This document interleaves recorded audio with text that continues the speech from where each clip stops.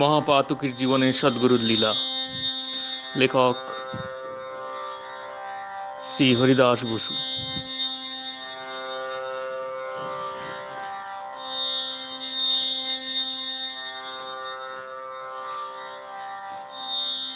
শ্রীমতী কৃষ্ণকামিনী দাসী, পর্ব দ্বিতীয়। ঠাকুর দর্শনেও সময় সময়ে গৃহিণী দেহ সম্বরণে অসমর্থা হইতেন। একদিন পুরুষোত্তমে জগন্নাথ দেব দর্শন করিতে গিয়া ঠাকুর দেখিয়া জগমোহন মধ্যে নৃত্য আরম্ভ করিলেন এবং ক্ষণকাল মধ্যে আছাড় খাইয়া পড়িলেন। তাহার শরীরে বিবিধ অঙ্গ চেষ্টা হইতে লাগিল। সে স্থানে অনেকগুলি গুরুভগ্নী উপস্থিত ছিলেন। পাছে এই দৃশ্য সাধারণের দৃষ্টিপথে পড়ে, এই আশঙ্কায় তাহারা মুহূর্ত মধ্যে গৃহিণীকে ঘিরিয়া দাঁড়াইলেন এবং প্রকৃতস্থা হইবা মাত্র আশ্রমে লইয়া আসিলেন। আমি সেই দিন হইতে তাহাকে সহসা জগন্নাথ দেব দর্শন করিতে যাইতে দিতাম না। যখন দর্শনে যাইবার ইচ্ছা অত্যন্ত বলবতী হইত, তখন গুরুভগ্নীগণকে সঙ্গে লইয়া দল বাঁধিয়া দর্শনে যাইতেন। পাঠক মহাশয়গণ, আপনারা অবগত আছেন, 1302 সাল হইতে আমার বাসায় শ্রীমদ অদ্বৈত প্রভুর জন্মোৎসব হইয়া আসিতেছে। এই উৎসবে গৃহিণীর অদম্য উৎসাহ ছিল। উৎসবের মাসাধিক পূর্ব হইতে তিনি দিবারাত্রি পরিশ্রম করিয়া অতি বিশুদ্ধভাবে প্রচুর আয়োজন করিতেন। একাল পর্যন্ত কখনো কোনো জিনিসের অভাব বা অনটন হয় নাই। উৎসব উপলক্ষে গুরুভগ্নীগণ কলিকাতা হইতে সমাগত হইলে তিনি তাহাদিগকে সমস্ত ভাণ্ডার ছাড়িয়া দিতেন। ব্যয়ের দিকে দৃষ্টিপাত করিতেন না। প্রচুর ব্যয় করিয়াও ভাণ্ডার ফুরাইত না। গুরুভগ্নীগণকে ভাণ্ডার ছাড়িয়া দিয়া ভোগ পূজা ও সংকীর্তনে তিনি মত্ত হইয়া থাকিতেন। উৎসবের কয়েকদিন তাহার বড় একটা ক্ষুধা তৃষ্ণা থাকিত না। কেবল 2-1 গ্লাস শরবত খাইতেন। তিনি সর্বদাই ভাবে বিভোর থাকিতেন। শরীরে তখন মত্ত সিংহীর বল। সংকীর্তনের সময় তিনি যে ঘরে বসিয়া সংকীর্তন শ্রবণ করিতেন, পাছে সংকীর্তনের মধ্যে লাফাইয়া পড়েন, এই আশঙ্কায় ওই ঘর বাহির হইতে শৃঙ্খলাবদ্ধ করিয়া রাখিতে হইত। চিকের বা পর্দার আড়ালে তাহাকে রাখা হইত না।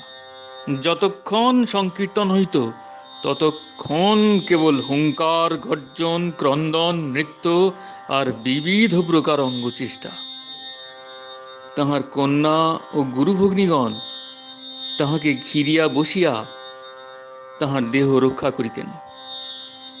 যখন অন্যান্য গুরুভগ্নীগণের এই দশা উপস্থিত হইত, তখন গৃহ মধ্যে হুলস্থুল পড়িয়া যাইত। ঘর দরজা চুরমার হইত। ক্রন্দনের রোলে আকাশ বিদীর্ণ হইত। কে কাকে সামলায়, কে কাকে ধরে। সময়ে সময়ে দেহে রক্তারক্তি হইয়া যাইত। এই উৎসবের সময় একদিন আসনে ভগবানের পাদপদ্মের চিহ্ন পড়িল। উপস্থিত গুরুভাইগণ তাহা দেখিতে পাইলেন।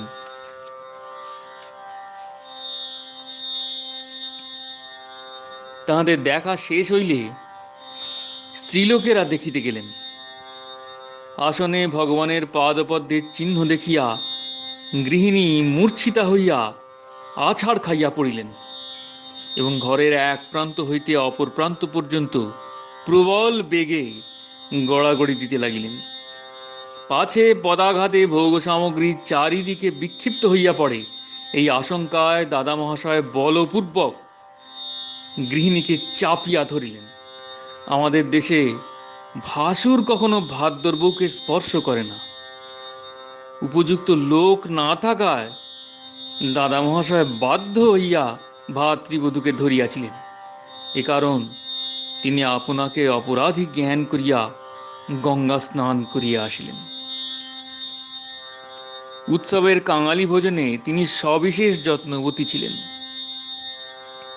কাঙালিদের আহারের জন্য তিনি প্রচুর আয়োজন করিতেন, সকলকে যত্নপূর্বক আহার করাইতেন। আহারান্তে যে যাহা পারিত বাড়িতে লইয়া যাইত। যতক্ষণ কাঙালি ভোজন শেষ না হইত ততক্ষণ তিনি বিশ্রাম করিতেন না। গৃহিণীর অতি সুন্দর দেবদর্শন হইত। তিনি জাগ্রত অবস্থাতেই চর্মচক্ষেই দেখিতেন। কখনো কখনো রাধাকৃষ্ণ যুগল মূর্তিতে তাহার সম্মুখে আসিয়া উপস্থিত হইতেন। কখনো কখনো তাহারা তাহার বক্ষস্থলে, কখনো স্কন্ধদেশে আসিয়া দাঁড়াইতেন। তখন তিনি তাহাদের দুইজনকে দুই হাতে লইয়া নাচাইতে থাকিতেন। কোনো কোনো সময় দেখিতেন রাধাকৃষ্ণ পরস্পর পরস্পরের অঙ্গে অঙ্গ হেলাইয়া ত্রিভঙ্গিম ধামে দাঁড়াইয়া আছেন, আর সখীগণ হাত ধরাধরি করিয়া তাহাদিগকে বেষ্টন করিয়া ঘুরিয়া ঘুরিয়া সুন্দর নৃত্য করিতেছেন। তাহাদের অলৌকিক রূপ ও লাবণ্যে প্রাণ মন কাড়িয়া লইতেছে। এই দৃশ্য দেখিতে দেখিতে গৃহিণী আত্মহারা হইয়া যাইতেন এবং লম্ফ প্রদান করিয়া সখীগণের সহিত মিলিত হইয়া হাত ধরাধরি করিয়া রাধাকৃষ্ণের চারিদিকে ঘুরিয়া ঘুরিয়া নৃত্য করিতেছেন এই জ্ঞান হইত। উৎসবকালীন যখন সংকীর্তন হইত, তখন যে সময়ে যে দেবতার আবির্ভাব হইত তিনি সুস্পষ্ট দেখিতে পাইতেন। কখনো দেখিতেন শ্রীমন মহাপ্রভু ভক্ত সঙ্গে উদ্দণ্ড নৃত্য করিতেছেন, কখনো দেখিতেন রাধাকৃষ্ণ দাঁড়াইয়া আছেন, ইত্যাদি ইত্যাদি। যে সময় সংকীর্তনে ঠাকুরদের আবির্ভাব হইত সেই সময়ে সংকীর্তনের খুব জমাট বাঁধিত, চারিদিকে শক্তির খেলা ছড়াইয়া পড়িত। উৎসব শেষ হইলে গুরুভাই ভগ্নীগণ দেশে যাইবার জন্য যখন বিদায় লইতে আসিতেন, তখন প্রায়ই তিনি আত্মসম্বরণ করিতে পারিতেন না। কাঁদিতে কাঁদিতে মূর্ছিতা হইয়া পড়িতেন। তাহার শরীরে বিবিধ অঙ্গচেষ্টা হইতে থাকিত।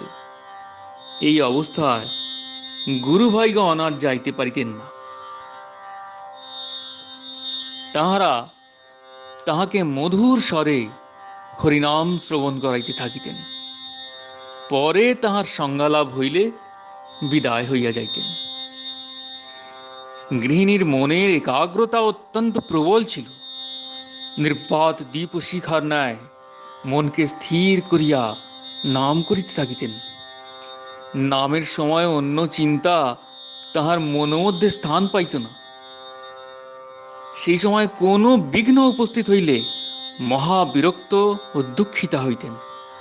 তিনি আমাকে প্রায়ই বলিতেন, এই কোলাহলময় সংসারে আর আমি থাকিতে পারি না, আমাকে কোনো তীর্থস্থানে পাঠাইয়া দাও, আমি সেখানে নির্জনে থাকিব। আমি তাহাকে বলিতাম, তোমার স্বামী, পুত্র, কন্যা, নাতি নাতনি, মাতা, ভাই সমস্ত বর্তমান, ইহাদের জন্য তোমার মন কেমন করিবে না?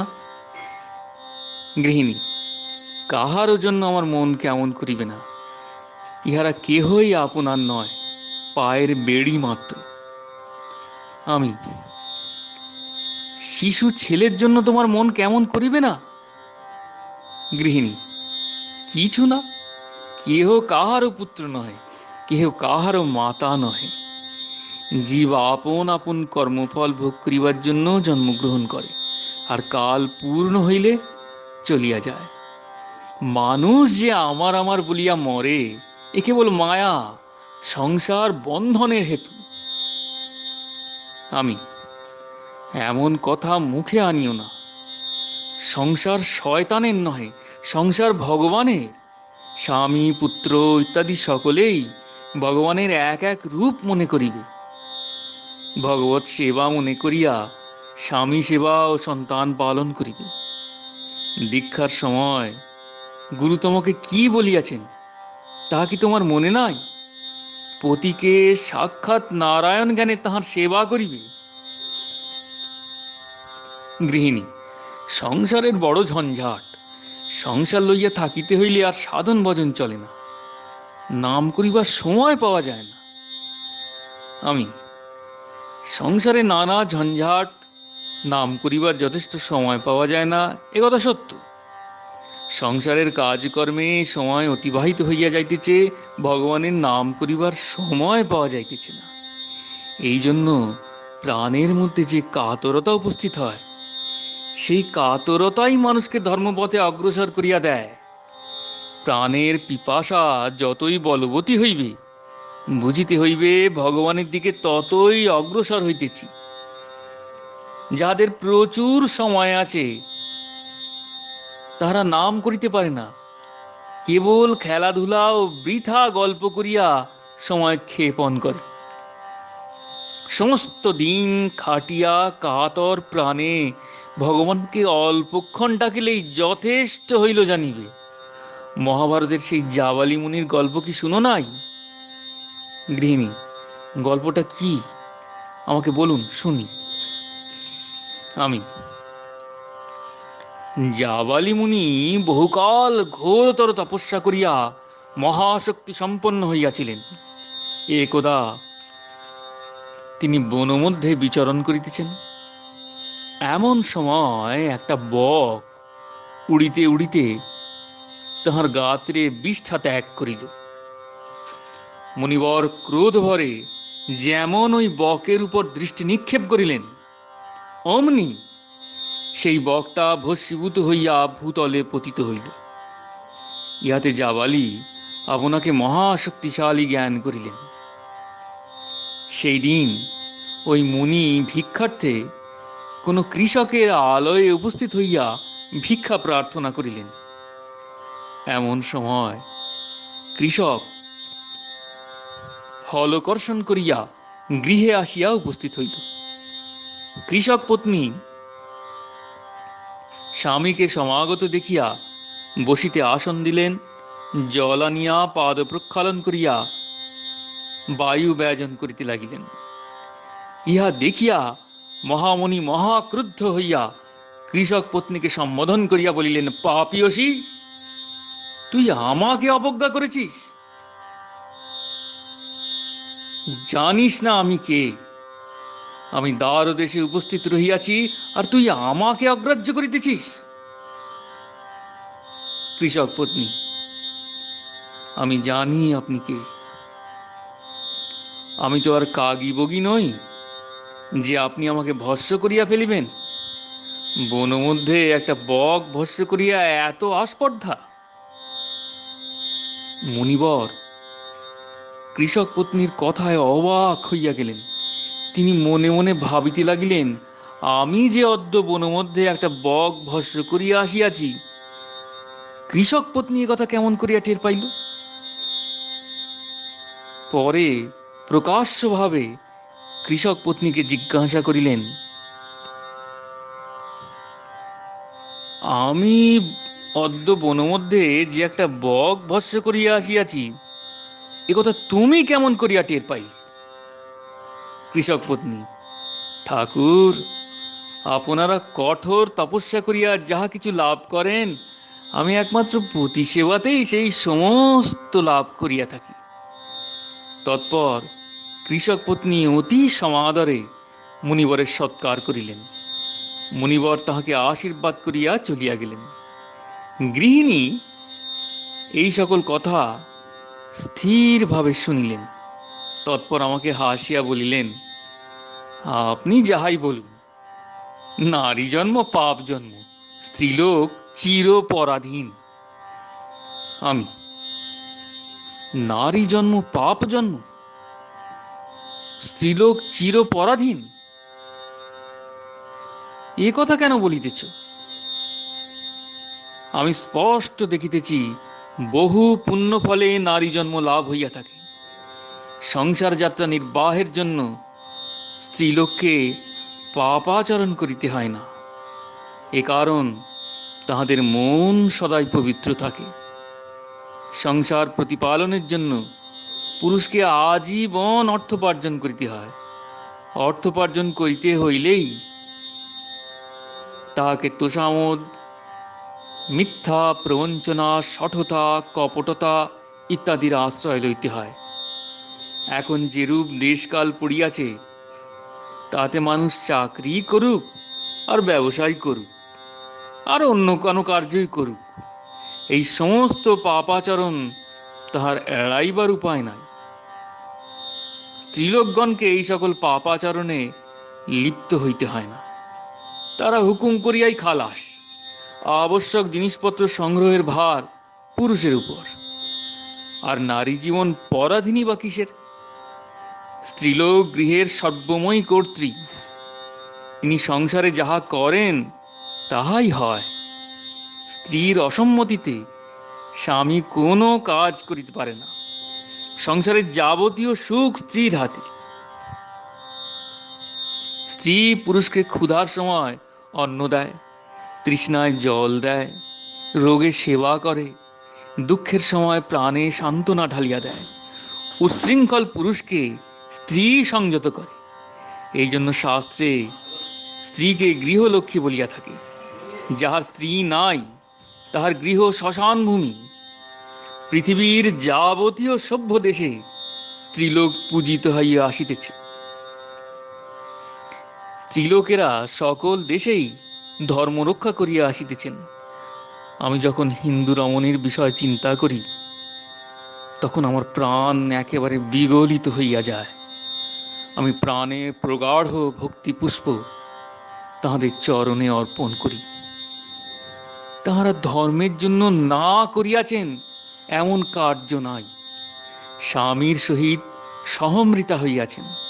সতীত্ব রক্ষার জন্য লক্ষ লক্ষ নারী চিতানলে দেহ বিসর্জন করিয়াছেন, তথাপি মুসলমানের মুখ দর্শন করেন নাই। আর্য নারীগণ বাদশাহের রাজ সিংহাসন বাম পদে ঠেলিয়া ফেলিয়া দিয়াছেন। এ দৃষ্টান্ত জগতে আর কোথাও দেখিতে পাওয়া যায় না। আমি যে হিন্দু কুলে হিন্দু রমণীর গর্ভে জন্মগ্রহণ করিয়াছি, তোর জন্য আপনাকে গৌরবান্বিত মনে করি। এখন পাশ্চাত্য শিক্ষায় হিন্দু প্রকৃতি নষ্ট হইয়া যাইতেছে, ইহাই আমার দুঃখ। এইরূপ গৃহিণীর সহিত সময় সময় নানা বিষয়ের আলোচনা হইত। তাহার ঐকান্তিক গুরুনিষ্ঠা ছিল। তিনি গুরু আজ্ঞা প্রাণপণে প্রতিপালন করিতেন। সর্বদা সূচি ও সদাচারী থাকিতেন। ধর্মের জন্য তিনি অকাতরে ব্যয় করিতেন। ধর্মার্থে সর্বদা ব্যয় করিলেও তিনি আমাকে কখনো নিষেধ করিতেন না। তিনি বলিতেন, ধর্মার্থে যতই ব্যয় করিবে ভগবান ততই যোগাইবেন, আর যত কৃপণতা করিবে ততই তিনি হাত গুটাইবেন। ব্যয় করো, কখনো অভাব হইবে না। অতিথি সৎকারের প্রতি তাহার বিশেষ দৃষ্টি ছিল। তিনি কখনো অতিথি বিমুখ হইতে দিতেন না, ভিখারিও ফিরাইতেন না। পরনিন্দা পরচর্চা আদৌ জানিতেন না বলিয়াই হয়। কখনো লাগালাগি ভাঙাভাঙি করিতেন না। কাহারও সহিত ঝগড়া বিবাদ বিসম্বাদ করিতেন না। অন্য লোকে অকারণ গালাগালি বা ঝগড়া করিলে চুপ করিয়া থাকিতেন।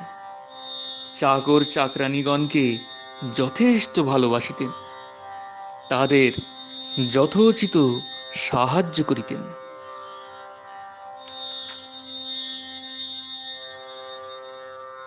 জয় গুরু, জয় গুরু, জয় গুরু, প্রণাম।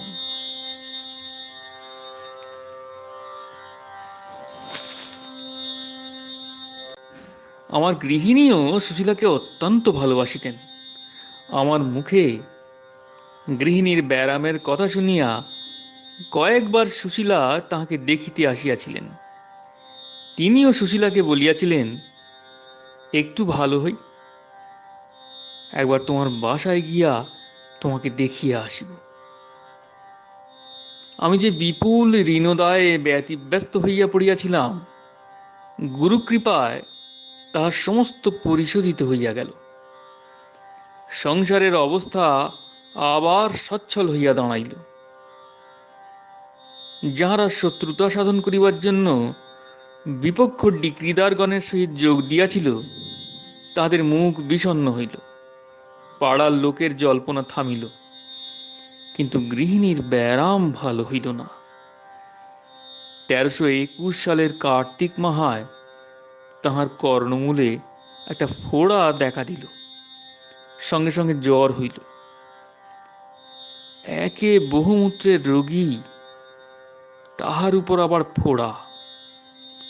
আমি প্রমাদ গুনিলাম। ডাক্তার আসিয়া ফোড়াটা কাটিয়া দিল, রীতিমতো চিকিৎসা চলিতে লাগিল, কিন্তু কিছুতেই কিছু হইল না। 1321 সাল 1 অগ্রহায়ণ অপরাহ্নে আমি হেমেন্দ্রবাবুর বাসায় বেড়াইতে গেলাম। বাসায় উপস্থিত হইবা মাত্র সুশীলাবালা আনন্দিতা হইয়া ছুটিয়া আসিয়া আমার পদধূলি লইলেন, উপবেশনের জন্য আসন দিলেন ও পাদ প্রক্ষালন জন্য বিশুদ্ধ জল ও গামছা আনিয়া দিলেন। আমি পাদ প্রক্ষালন করিয়া আসনে উপবেশন করিলাম। সুশীলাবালা ভক্তিভাবে আমাকে শ্রী চৈতন্য চরিতামৃত শুনাইতে লাগিলেন। পাঠ সমাপনের পর আমি জলযোগ করিয়া বিদায় হইলাম।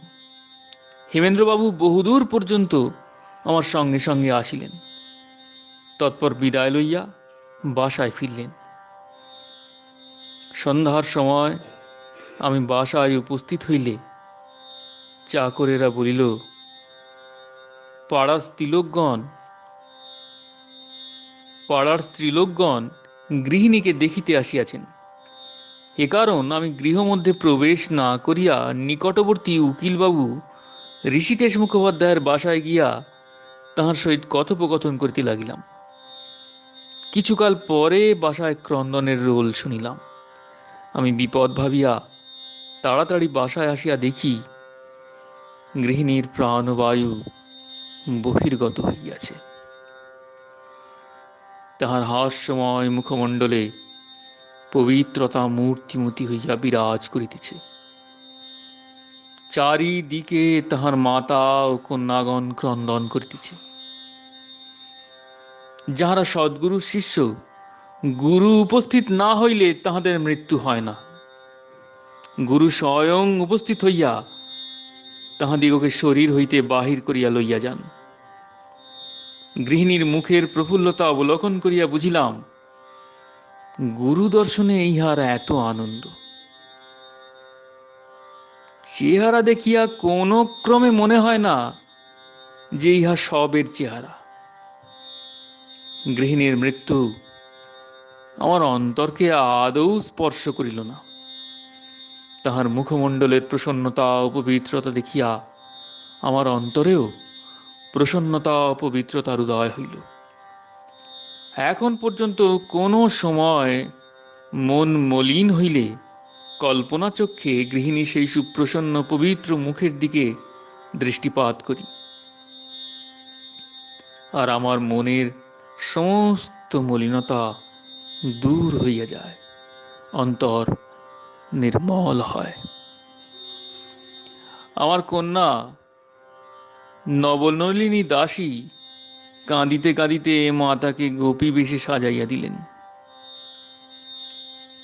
তাহার দ্বাদশ অঙ্গে দ্বাদশ তিলক করিয়া দিলেন।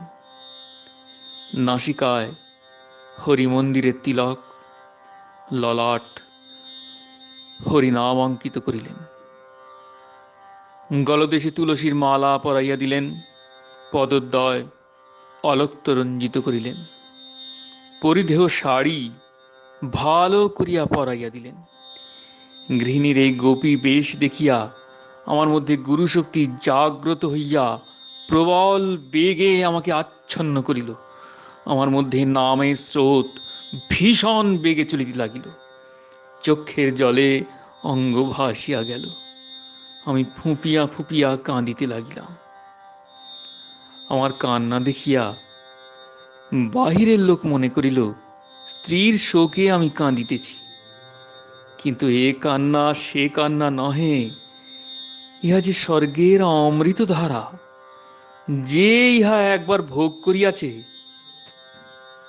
সে আর জীবনে ভুলিতে পারে না। আমার কান্না ফোঁপানি দেখিয়া বাহিরের লোকেরা আমাকে প্রবোধ দিতে লাগিল। আমি দেখিলাম ব্যাপার গুরুতর।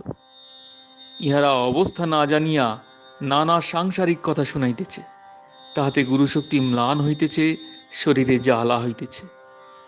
এ কারণ আমি বলপূর্বক ভাব সম্বরণ করিতে বাধ্য হইলাম। গৃহিণী রুগ্নাবস্থায় সুশীলাবালাকে বলিয়াছিলেন, একটু ভালো হইলে একদিন তোমার বাসায় গিয়া তোমার সহিত দেখা করিয়া আসিব। তিনি রোগমুক্ত না হওয়ায় তাহার জীবদ্দশায় একথা প্রতিপালিত হয় নাই। পয়লা অগ্রহায়ণ যে সময় গৃহিণীর দেহত্যাগ হয়, ঠিক সেই সময় সুশীলাবালা দেখিলেন গৃহিণী একাকিনী তাহার বাসাবাটির দরজা দিয়া বাসায় প্রবেশ করিলেন। সুশীলা যে ঘরে অবস্থিতি করিতেছিলেন, উঠান দিয়া সেই ঘরের দিকে আসিতে লাগিলেন এবং গৃহমধ্যে প্রবেশ করিয়া অদৃশ্য হইলেন। সুশীলাবালা এই দৃশ্য দেখিয়া স্তম্ভিত হইলেন। গৃহিণীর উৎকট ব্যারাম, তাহার উপর এই দৃশ্য। সুশীলাবালা বিপদের আশঙ্কা করিলেন। হেমেন্দ্রবাবু বাসায় আসিয়া উপস্থিত হইলে তাহাকে জিজ্ঞাসা করিলেন, হরিবাবু স্ত্রী কেমন আছেন? হেমেন্দ্রবাবু, আমি তাহার বাসা পর্যন্ত যাই নাই, খবর জানি না। সুশীলাবালা, হরিবাবু স্ত্রীকে আমাদের বাসা মধ্যে প্রবেশ করিতে দেখিলাম। তিনি আমার ঘরে প্রবেশ করিয়া অদৃশ্য হইলেন। আমার মনে হইতেছে তাহার দেহত্যাগ হইয়াছে। তিনি বলিয়াছিলেন একদিন আমাদের বাসায় আসিবেন, জীবদ্দশায় তো আসা হইল না। বোধ হইতেছে দেহত্যাগপূর্বক এখানে আসিয়া অঙ্গীকার প্রতিপালন করিলেন। হেমেন্দ্রবাবু, অদ্য রাত্রি হইয়াছে, কল্ল খবর লইব। পরদিন হেমেন্দ্রবাবু বাসায় আসিয়া শুনিলেন যে সময় গৃহিণীর দেহত্যাগ হয়, ঠিক সেই সময় সুশীলাবালা এই দৃশ্য দেখিয়াছিলেন। জয় গুরু, জয় গুরু, জয় গুরু, প্রণাম।